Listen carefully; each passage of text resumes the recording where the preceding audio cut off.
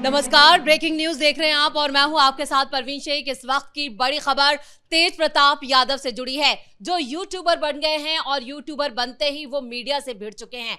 Reporter को धमकाते हैं, डराते हैं और एफआईआर दर्ज कराने की धमकी भी देते हैं। साफ कहते हैं कि मेरे घर के सामने मीडिया वाले भिखारी की तरह खड़े रहते हैं और मुझे बदनाम करने का काम करते हैं। क्या है पूरा मामला, इस पर ज्यादा चर्चा के लिए मेरे साथ जुड़ रहे हैं कैपिटल टीवी के एग्जीक्यूटिव एडिटर राजीव सिंह।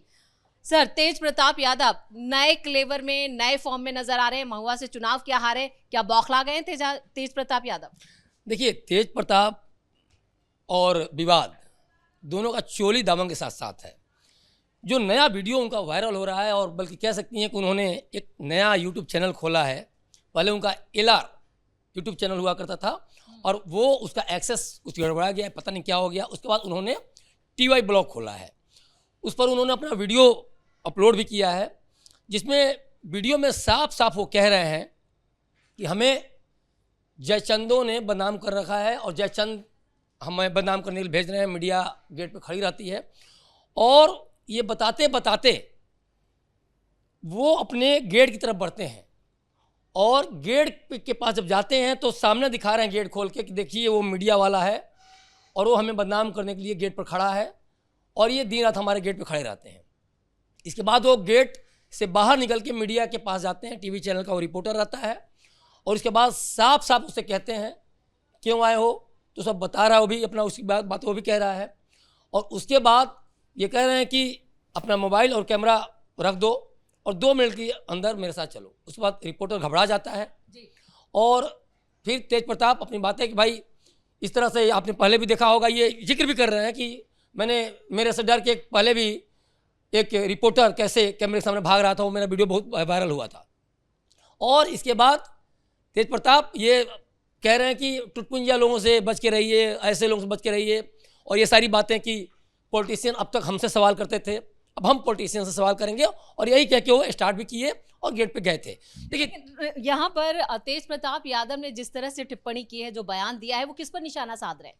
देखिए, तेज प्रताप अपने आप पे ही निशाना साध रहे हैं, क्योंकि इससे उनकी मिट्टी पलीद हो रही है। तेज प्रताप महुआ सीट हारने के बाद अब उनके पास कहने और बोलने के कुछ रह नहीं गया है, तो अब वो क्या कर रहे हैं, यूट्यूब चैनल खोल रहे हैं। और एक बड़े पॉलिटिशियन के बेटे हैं, वे पॉलिटिक्स में मतलब स्वास्थ्य मंत्री भी रह चुके हैं, पर्यावरण मंत्री भी रह चुके हैं। तो यूट्यूब चैनल अगर आपने खोला, ठीक है, अच्छी बात है, बट ये इस तरह से थ्रेटनिंग, इस तरह से धमकी वाले अंदाज में आप जिस तरह से पब्लिक के बीच में, चूँकि ये तो पब्लिक फोरम हो गया ना, सोशल मीडिया पे आपका चेहरा अगर आप दिखाना चाहते हैं धमकी वाला, तो अच्छी बात है। ये कहीं ना कहीं फिर से जंगल राज से ही चीज़ें निकल के आ रही हैं, जो आपने लालू से सीखा है या फिर जो तेजस्वी से सीखा है। तो तेज प्रताप जिस तरह से रिपोर्टर को धमकिया रहे हैं, रिपोर्टर तो अपना सड़क पे है, अपनी रिपोर्टिंग कर रहा है, तो मीडिया वालों को जिस तरह से वो निशाने पे ले रहे हैं, तो ये पूरा का पूरा देखा जाए तो ये अपना नेचर बता रहे हैं कि तेज प्रताप की सोच क्या है, तेज प्रताप करना क्या चाहते हैं। राजीव सर, इस वीडियो में एक बात और उन्होंने जिक्र की कि मुझे हराने वाली ये मीडिया ही है। मेरे खिलाफ जिस तरह की रिपोर्टिंग की गई और जिस तरह से पूरा जो मीडिया तंत्र मेरे खिलाफ मुझे बदनाम करता रहा, उसकी वजह से मैं चुनाव हार गया। देखिए, नेताओं के पास 1000 बहाने होते हैं। मतलब अगर मीडिया हराने वाली होती और मीडिया ही जिताने वाली होती तो चुनाव पर इतना खर्च करने की ज़रूरत क्या थी? फिर मीडिया वालों पे खर्च करते और चुनाव जीत जाते। तो ये बताया ना कि फिर लालू के दौरान, जो उनके शासनकाल के दौरान जो बैलेट पेपर चोरी के आरोप लगे, बूथ कैप्चरिंग के आरोप लगे, तो उस समय मीडिया मैनेज कर लिया गया होता। फिर बूथ पे पत्थरबाजी और ईंटबाजी क्यों हो रही थी, गोली क्यों चल रहे थे? तो ये तो पूरा का पूरा देखिए, कहीं ना कहीं है ना, कहीं पर निगाहें कहीं पर निशाना वाली बात है। निगाहें कहीं और हैं, निशाना कहीं और साध रहे हैं। तो मीडिया से सब कुछ मैनेज होता तो तेज प्रताप भी मैनेज कर लेते, कम से कम अपनी सीट तो बचा ही लेते। महुआ सीट से भी बुरी तरह से हार गए। तेजस्वी यादव, इनके छोटे भाई, भी बुरी तरह से हारते हारते जीते हैं। विधायकी जाने का जो गम है, जो दर्द है, शायद वो झेला नहीं जा रहा है तेज प्रताप यादव से। सच्चाई यही है, सच्चाई यही है, इसीलिए इस तरह की बयानबाजियाँ स्टार्ट हो गई हैं। और देखिए, एक बात और है जो मैं बार बार इसी जो कह रहा हूँ कि आप अपने को पब्लिक फिगर मानते हैं, आप जनता के बीच में जाने बैठने की बात करते हैं। आप कई बार मुकेश रोशन पे हमला किए, तमाम कि भाई काम ठीक से नहीं किया वगैरह वगैरह, तमाम सारी चीज़ें हुई। लेकिन अब आप क्या कर रहे हैं? अब क्या आपको पॉलिटिक्स में नहीं जाना है? या फिर तेज प्रताप संन्यास लेने वाले हैं? क्योंकि जो अभी वो यूट्यूब चैनल के माध्यम से मैसेज दे रहे हैं जनता के बीच में, ये साफ साफ बता रहा है कि अब वे पॉलिटिक्स से संन्यास ले रहे हैं और यूट्यूब चैनल खोल के वो इस तरह की वीडियो बनाएंगे। अभी इसके पहले 1 घंटा पहले भी उन्होंने लिट्टी चोखा वाली पे मतलब एक वीडियो अपलोड किया है। तो तमाम तरह की जो चीज़ें वो कर रहे हैं उससे साफ साफ लग रहा है कि वो अब ये चैनल ही खोल के रहेंगे, अब वो संन्यास ले रहे हैं। दूसरी बड़ी बात ये है, देखिए पार्टी परिवार हर जगह से ये फंस चुके हैं और इस चलते कहीं की फ्रस्ट्रेशन वो मीडिया के माध्यम से निकल के आ रहा है कि वो मीडिया पे हमला कर रहे हैं और इस तरह की बातें कर रहे हैं। लेकिन सच्चाई ये है कि महुआ से हार के बाद जो उन्होंने कभी सोचा नहीं था कि महुआ में हार जाएंगे, क्योंकि उनके दिमाग में देखिए जब तक ये रहेगा कि वो लालू के बेटे हैं तब तक वो जनता की राजनीति नहीं करेंगे, जनता के डेवलपमेंट की राजनीति नहीं करेंगे, अपने क्षेत्र की राजनीति नहीं कर सकते। और वो जो समीकरण हमेशा की यादव समीकरण, मुस्लिम समीकरण के दम पे जिस तरह से बिहार की राजनीति में इस पर जाति और धर्म दोनों को नकार दिया गया, और ये चीज़ें मैं इसलिए कह रहा हूँ कि जो एनडीए को प्रचंड बहुमत मिली है, प्रचंड जीत मिली है जो एनडीए को, वो ये बता रहा है कि बिहार की राजनीति में सिर्फ डेवलपमेंट को तवज्जो दी गई, कहीं भी जाति कहीं भी धर्म को तवज्जो नहीं दिया गया। अगर ऐसा होता तो दलित वोट न पासवान के साथ गया होता, चिराग पासवान के साथ, न मांझी के साथ गया होता, न यादव वोट नीतीश के साथ गया होता, या फिर ईबीसी ओबीसी का वोट नहीं गया होता, और न फॉरवर्ड वोट बीजेपी के साथ गया होता। लेकिन इनके जो कोर वोटर थे वे भी कहीं ना कहीं बीजेपी की तरफ शिफ्ट हुए, कहीं ना कहीं चिराग पासवान की तरफ शिफ्ट हुए, कहीं ना कहीं हम के मांझी की तरफ शिफ्ट हुए। और बाकी जो मुस्लिमों की बात है तो आप वैसे पिछली बार भी 5 जीते थे, फिर इस बार भी 5 जीत गए। तो पूरी मिट्टी पलीद हो गई राजद की, और इसमें जब राजद की हो गई तो तेजस्वी यादव तो पहले से पार्टी से निकाले जा चुके थे, ये तो कहीं टिकेंगे नहीं। बिल्कुल। क्या वो वापसी कर सकते हैं आरजेडी में? क्योंकि यूट्यूब चैनल तो उन्होंने चला लिया, लेकिन अब वो एनडीए के भी कई नेताओं पर निशाना साध चुके हैं जो उनके बयान सामने आए हैं। तो ऐसे में क्या अब आरजेडी के अंदर जाने के लिए अपनी नई राह तलाश रहे हैं? देखिए एनडीए तो उगता हुआ सूरज है, अभी तो किसी को भाव नहीं देने वाली है, पहली बात। दूसरी बात जो आपने सवाल किया कि क्या वे आरजेडी तक जा सकते हैं, बिल्कुल जा सकते हैं और इसकी पूरी संभावना भी है।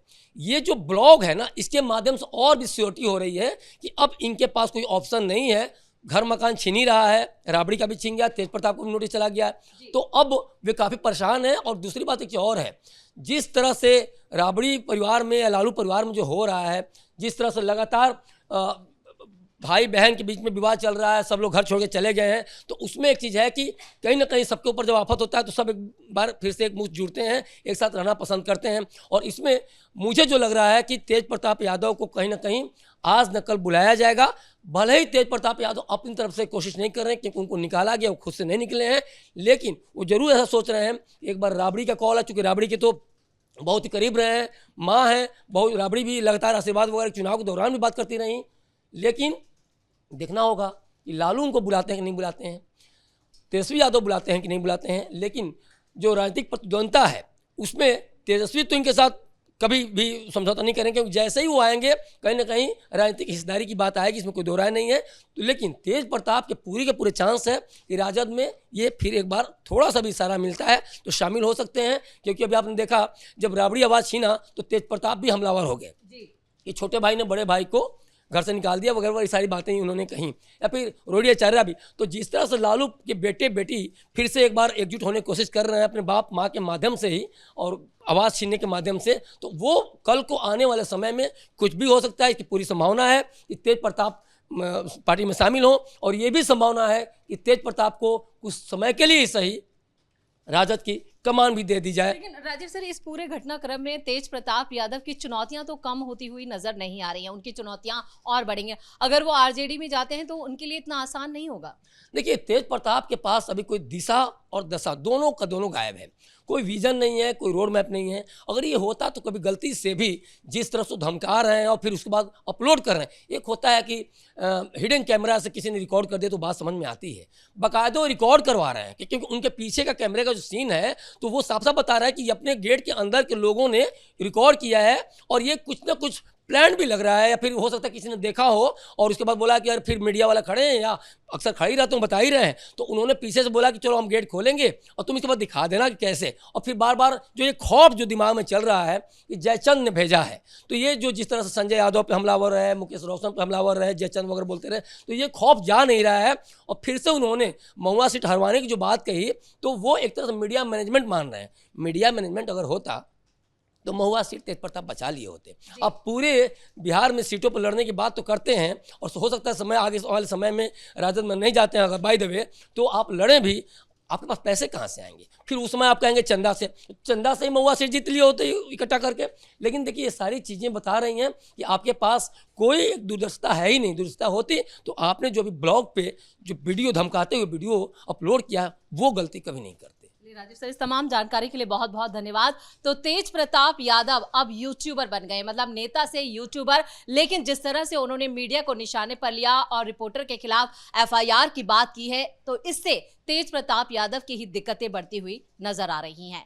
बड़ी खबर में मेरे साथ इतना ही। कैमरामैन अशोक के साथ मैं परवीन शेख, कैपिटल टीवी।